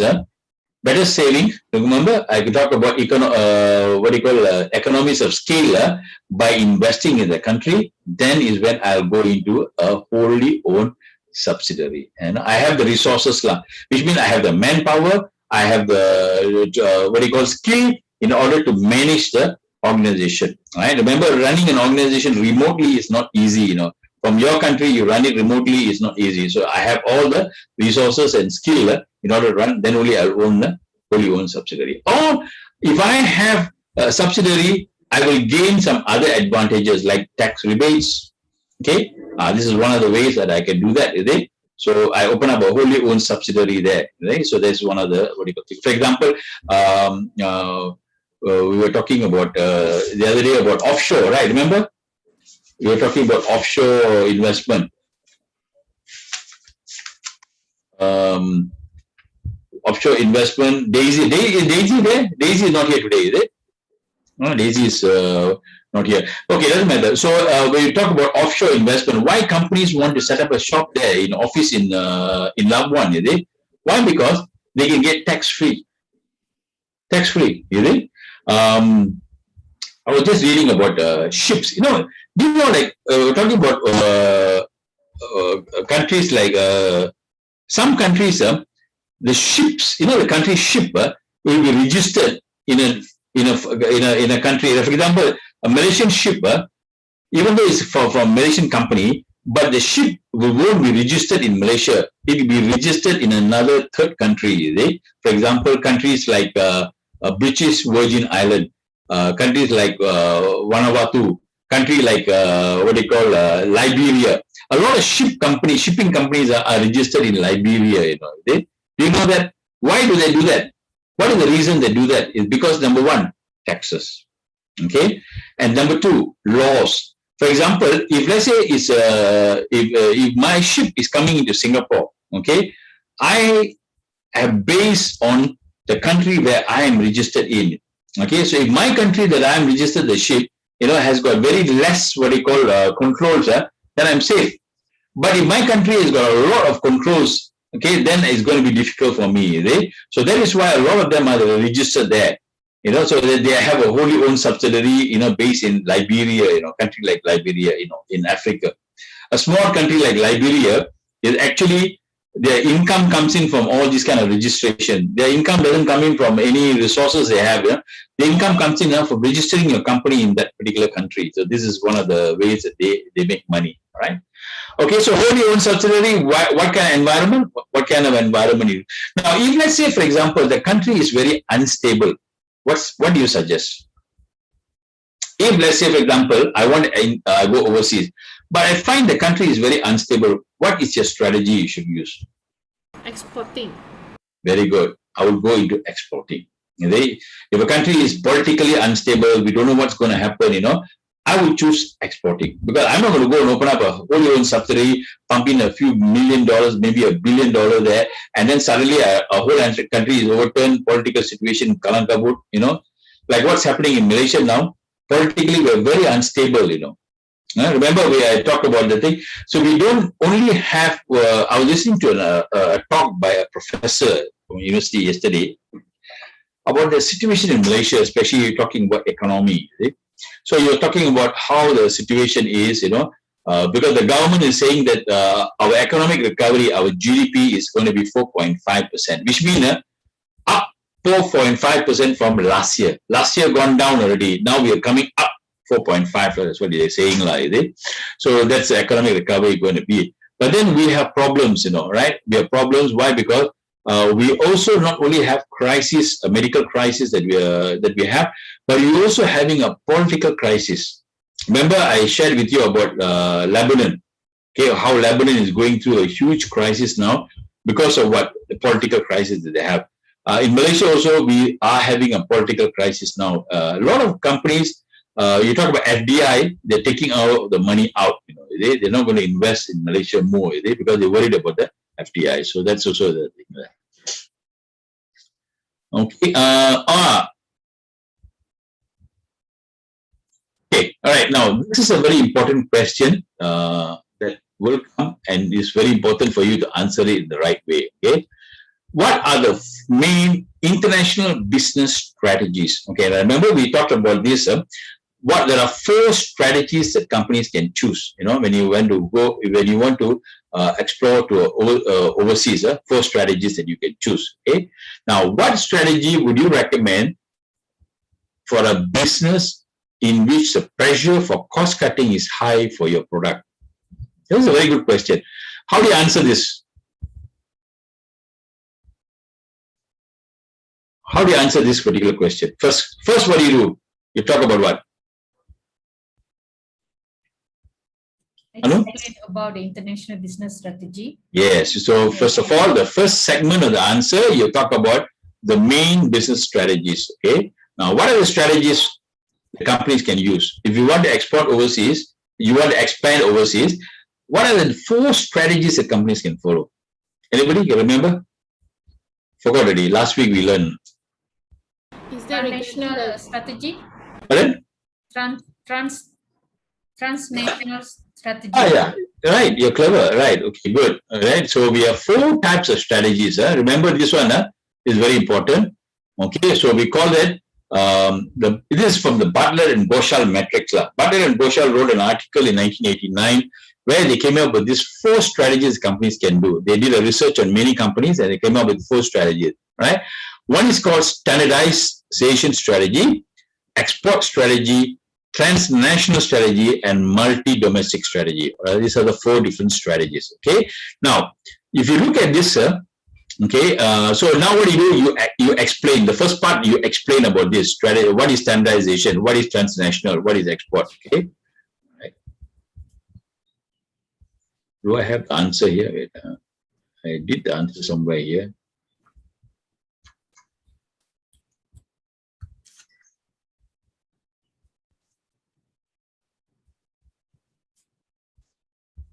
Yes, Butler and Goshal. Hello, you.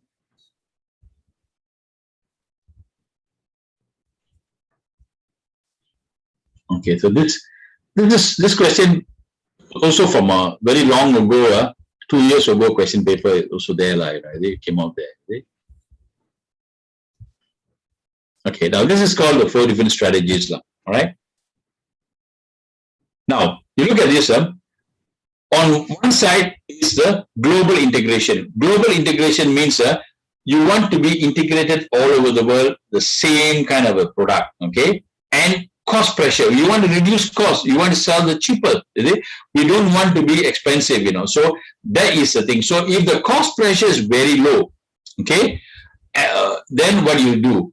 Here, cost pressure is very high. That means the pressure for you to reduce your cost. That means your margins, so is very high. What strategy you have?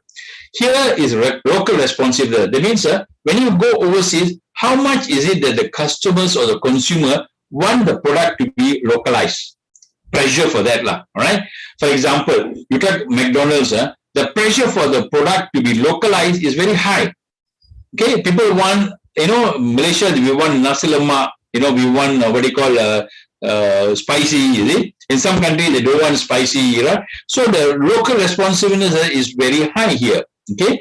Low means what? For example, Coca-Cola. Coca-Cola, it doesn't have what you don't have Malaysian Coke, Indonesian Coke, or Thailand Coke. Coke is Coke. Everywhere it's the same. So there is no pressure to localize everything, though it's very low. So what strategy you come up with, right?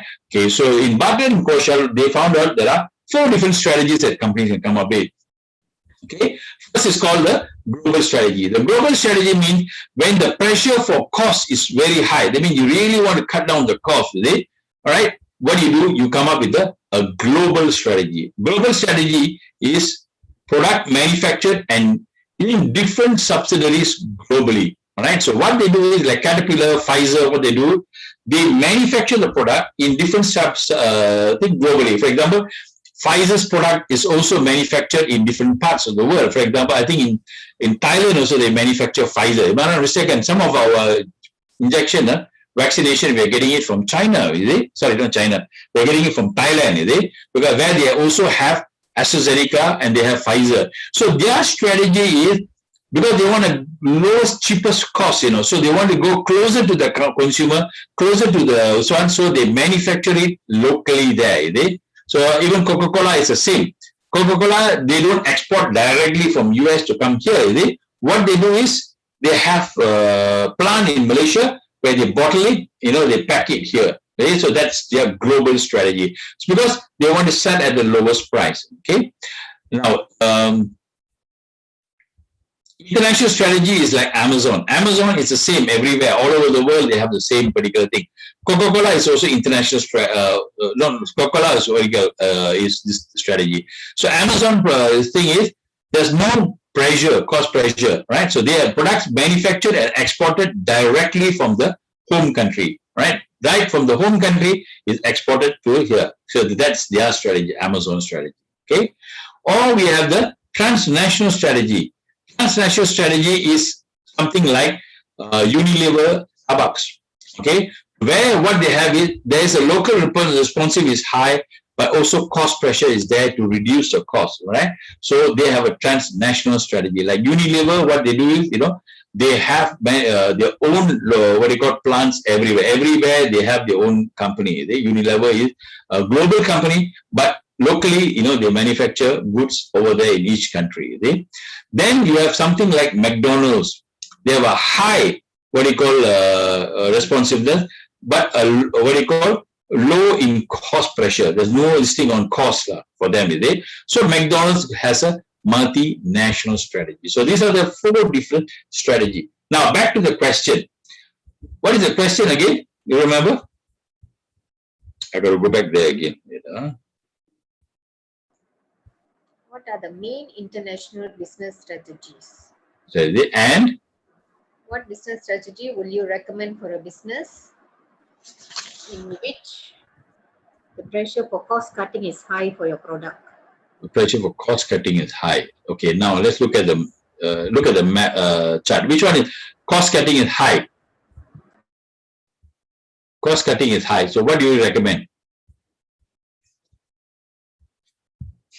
Let's look at this one. If the cost cutting is high, the need for cost cutting is high. So what would you recommend? Global strategy. Change. Sorry. Okay, yeah. Where cost cutting is high, where here cost cutting is high, right? Isn't it? Then where the pressure for cost cutting is high,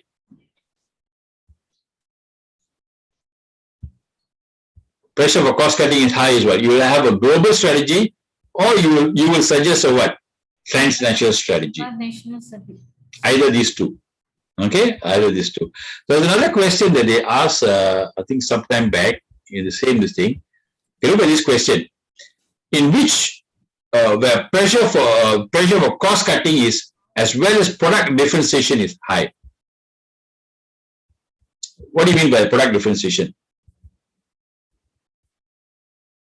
I mean your product must be different from others, all right? So when the product differentiation is high, at the same time, cost pressure is also high. What would you suggest? That means this one also high, this one also high. So where? Transnational. It is transnational strategy. Understand? Okay. All right. So they might ask the question in a different way. All right. So basically, you can they might even turn around the question and say where the cost pressure is low and the local what you call responsiveness is low. What is a strategy? I mean, local people, they don't want a different type of product. Okay. At the same time, you don't have a problem about pricing. You don't have a problem of fighting pricing. Then what do? You export. You have an international strategy, which means you export the product direct from the home country. So that's a strategy. People don't worry. They don't mind about the cost of the product. At the same time, they don't want the product to be changed in any way. In that case, you go into the international strategy. Is that clear? You understand? So Franklin, sorry. Yes. Yeah. What about multinational strategy? That one is what? High in?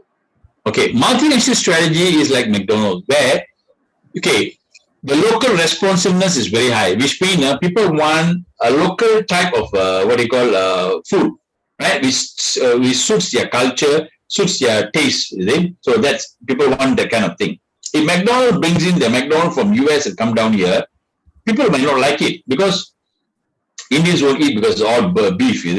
Others might not like it because the taste might not be suitable for them. All right. So then they need to modify or change their strategy. The product. Okay, so then they need to have the response, local response is high. Then it's high here. At the same time, pricing is not a problem. That means they're not fighting with margin, with another competitor or what. They're not fighting, is it? So it doesn't matter. The price really don't matter. Then you go for a multinational strategy. For example, the burger down the road, Abang Burger, he sells it for 5 ringgit like a burger, 4 ringgit. Now the 2 ringgit burger pun ada juga, is it? But McDonald's burger, if you go and buy, it costs you something like 5 to 10 ringgit, is it? Okay, so people go to McDonald's and buy, they're not going to bargain, hey, give me cheaper lah. Are we going to bargain? We don't bargain. They don't mind, paying for that kind of a price, is it? Compared to the thing. So then you can go for the multinational strategy. But if people are going to bargain for price and slight increase in price is going to affect you, then you go for this kind of thing. Transnational strategy is what you go for, right? So this is the difference in the strategies. Read up a little bit about it. Watch a video. I think I have a video there given in your slides. Okay, it explains about the 4 different strategies. So you can look at that. Okay, so one more thing that I need to talk to you is about HR. Another popular question is HR, right?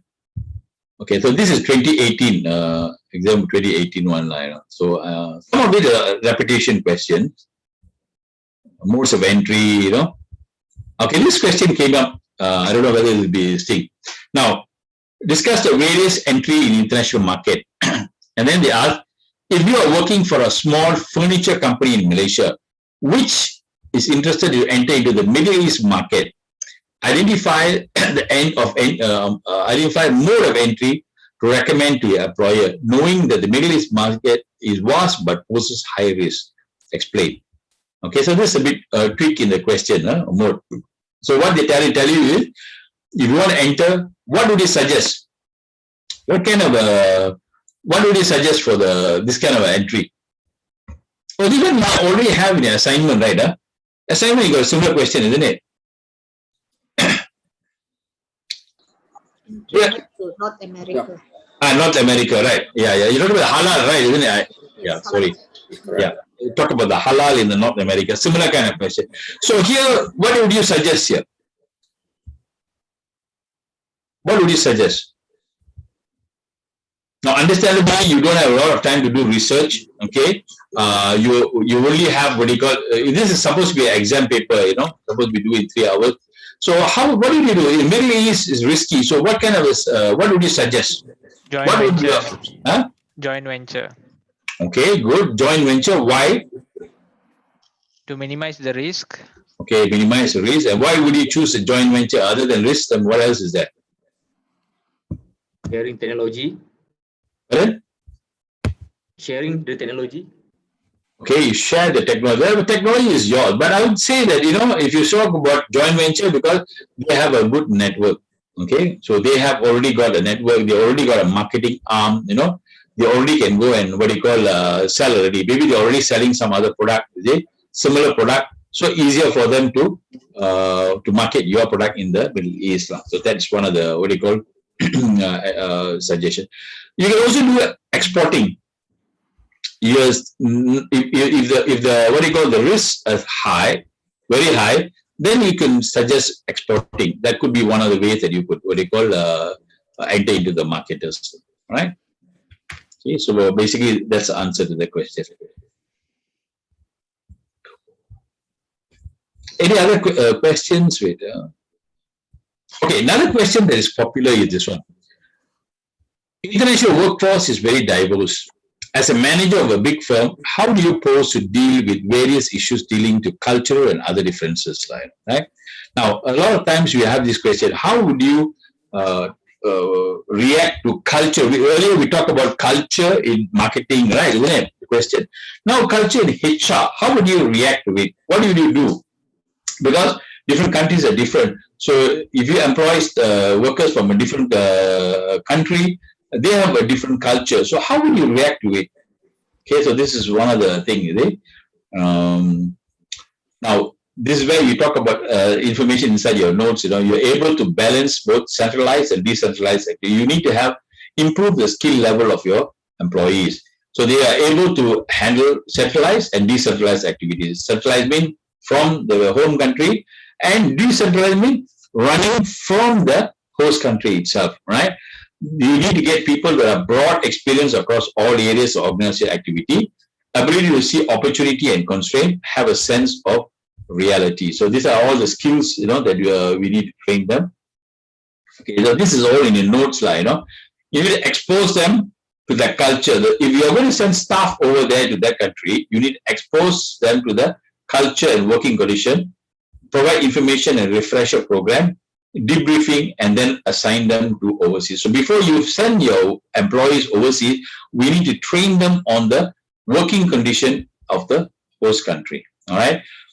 So remember, we talked about Hofstede's dimension. He says that, you know, culture varies from country to country. So we really need to understand the culture of the country before we send this to our staff over there. Right. Okay. Now these are the areas of training. You talk about the host environment, host country environment, nature of the assignment, type of business, okay, social etiquette in each country. Each country has got different. Remember, we talk about Japan, China. Their way they do business is different. Their business etiquette, history and folklore, current affairs, what's happening politically, you know, in that particular country. That also you need to train them on. Culture, values, and priorities.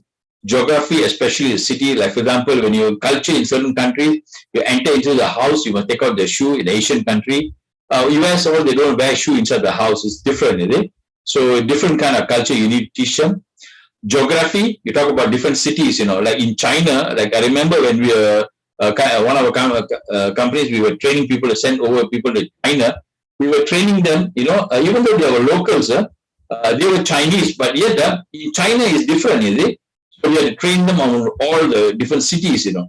You have tier 1 city, tier 2 cities. You know. Tier 1 is like Shanghai, Beijing, you know, all the big city. Tier 2 is a bit lower level city. And then you have tier 3 cities, which are all inside the kampung area, is it? Poor country, poor areas like that. So this is you will tell them about the geography of the place. And then source of pride, what are they proud about? Their culture, religion, political structure, current players, practical matters, currency, time zone, and then the language. All these are the areas that we need to orient them when we train our staff and we send them overseas. Okay, so these are the things that you need to look at. Okay, now this is important. Remember, I told you about the EPRG framework. Okay, there might be a question on your EPRG also. I don't know. Somebody might explain. Ask you about EPRG. EPRG stands for ethnocentric, polycentric, regiocentric, and geocentric. Methods. When you got HR, okay, you can staff them in different way. Ethnocentric means putting the home office people in charge of key international management in the company. Like we saw in Fujitsu, I know we shared the other day, remember last week, that your CEO is a Japanese guy. Am I right, isn't it?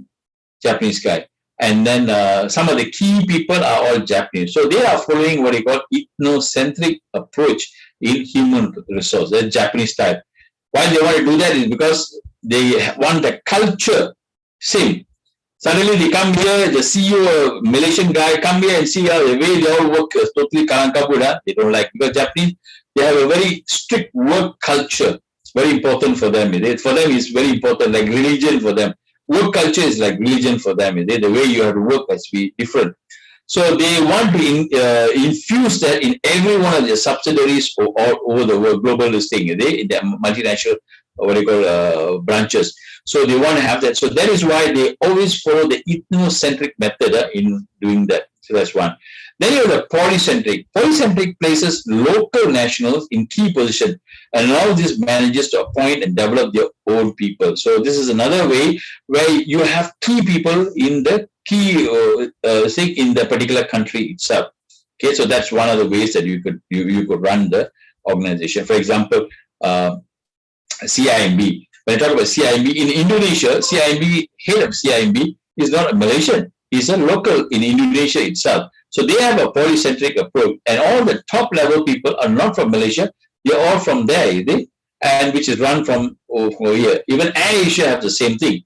AirAsia, the CEO of AirAsia Thailand is also from Thailand itself. They don't have a Malaysian people over there. So they have a polycentric approach in how they hire staff, right? Run staff. So they don't have any Malaysians over there in the Philippines. They don't have Malaysians in Indonesia. Asia, all of them are there. Even from the top to everybody is all local people there. Okay. Then you have regional-centric. Regional-centric is a deeper level of polycentric where local managers for particular geographic areas to handle it. For example, Indonesia. Indonesia is very widespread. You have Indonesia starting from Sumatra, right up to what they call Papua New Guinea, PNG. All are totally different types of people, different one language, but totally different cultures within their languages. They have different languages there itself. And their thinking is different, culture is totally different. So if, let's say, for example, in the branch in Papua New Guinea, they will have a Papua New Guinea guy handling, and then it is a region-centric. But in Papua New Guinea, the branch, you have somebody from Jakarta, then it's a polycentric, approach to hiring. Then you have the new type that's called a geocentric. Okay, now geocentric is very popular with tech companies now. For example, you talk about a company like Google in Malaysia. All right, the CEO of Google in Malaysia is from India, if I'm not mistaken. There might be some changes there, right? He's from India. And then all the others accounting from different country, and this one from another country. So it's like you're traveling overseas. Different kind of people are there. So that's called a geocentric approach. Integrate diverse regions of the world through a global approach. Such a decision. IBM is one who popularized it, and now all the tech companies are quite popular. So this is quite popular today, right? The geocentric approach to what they call human resources. So this is called the EPRG matrix, right? Or framework is what they call it. Okay, I think we've covered most of the key questions. We covered the last three, what they call exam papers, and then even 2018, some questions also we have covered. Most of it I find is all duplication line of the, what do you call this thing.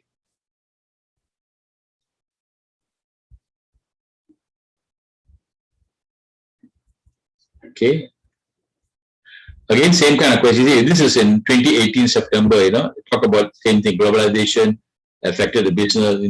Theories of international trade, modes of entry. Similar questions are repeated again. Again here, what would you recommend for business which are pressure for cost cutting? The Ghoshal matrix is again repeated here. Another question that came up is the importance of Asia in global business. Okay. Why is Asia important in global business, right? Because Asia is where the growth is now. A lot of companies in Asia, So Asia is one of the hub at the moment, is it? And what challenges Malaysia faces in global business?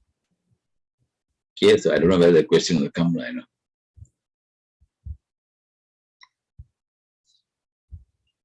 Okay, identify the main strategies lah. Okay, again the same questions are repeated again, right? So I think we have covered most of the questions that might come in your exam. So we have covered most of the questions lah. They can happen in your, that might come in your exam. Any questions? Sir, normally well, we will have 7 questions, right? Then we can choose 5 from the 7 questions, right? Sometimes it's lesser, you know. I think in the last two, this thing, only 2 questions you need to choose, you know. Right? Let me go back to the thing. Let me go back again. Let me see what is the thing. In the last in January 2021, they only asked you for answer 2 questions only, but the number of questions was 4 questions. They gave you 4 questions, but you only answer only. Okay.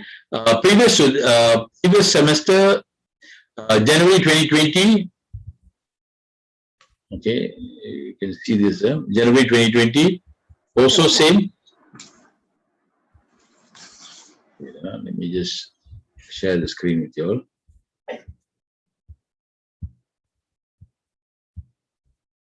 Here you are. January 2020, this is January 2020, also same. Okay, you have questions only. Only 2 questions you got to answer. All right, but the number of questions is 1, 2, 3, 4. Yeah, they give you 4 questions. 4 questions. So I think this is going to be the trend. You need to answer only 2 questions. You don't have to answer all the questions. So I think what we have covered here will be enough for you to cover, I think, most of the questions. Like, shouldn't be a problem for your life. All right. So any other questions before your next week exam? No, sir. So this slide you can share. Pardon? Can you share this slide? Yeah, of course, of course. What I'll do is, sir, I've recorded this session, and I will